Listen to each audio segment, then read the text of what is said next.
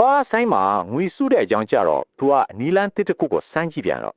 ဖန်ပလင်းလေးတဲ့ပတ်စံစုနိုင်ကိုအစားတောင်းတဲ့အဝတ်စားတွေကိုတောင်အကြီးကျယ်အနစ်နာခံခဲ့တာပါ လမ်းထဲကကြတော့ပြင်းနေတဲ့ဖန်ပလင်းလေးကိုကြည့်ပြီးသူတိတ်ကုံယူပြီးလုံခြုံပြီးလို့ကျင်ခဲ့တာပေါ့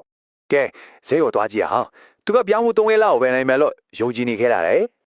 တကယ်တမ်းကျတော့ကုံစင်နှုံးတွေတတ်သွားလို့စုထားတဲ့ငွေကတိတ်အိတ်ခွဲပဲဝယ်လို့ရခဲ့တယ်တော်တော်ဆိုးတယ်နော်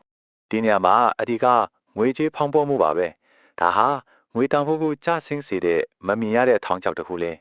စိတ်ပြက်နေရင်အိမ်နီးချင်းတွေကိုချိလိုက်တော့မှတင်းခဲ့တဲ့အချံညာတွေဟာမျိုးစစ်တွေလိုပဲဆိုတာသူသဘောပေါက်သွားတယ်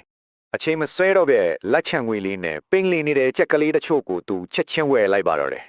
အပိုးကျွန်တော်တို့ရဲ့ချက်ဦးစက်ယုံလေးပဲဆိုပြီးမြေးလေးကဝမ်းတော်အားရအိုးပြုတ်ခဲ့တယ်လေအန်တိုးရဲ့အကောင့်ဆောင်ကတော့အမျက်ငွေတွေကိုထက်ခရင်းနှီးမြုပ်နှံလိုက်တဲ့အခါရလာတဲ့အမကန်အကျိုးကျေးဇူးတွေပါပဲချက်ဦးရောင်းငွေတိုင်းကိုစာအုပ်လေးထက်သိချမှန်ရင်သိချတဲ့အနာဂတ်တစ်ခုတည်ဆောက်နေပြီလို့သူခန်းစားခဲ့ရတယ်ငွေပြည့်ရှိတဲ့ပူလင်းထက်ဆိုင်ရင်ဒီချက်ဦးတစ်လုံးကပူပြီးစွမ်းအားရှိတယ်ဆိုတာကိုသူကောင်းကောင်းသိသွားခဲ့ပါပြီ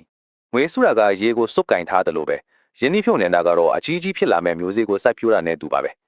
ကဲဒါဆိုရင်ကျွန်တော်တို့ရဲ့ငွေတွေကိုရောဘယ်လိုမျိုးအလုပ်လုပ်ခိုင်းကြမလဲ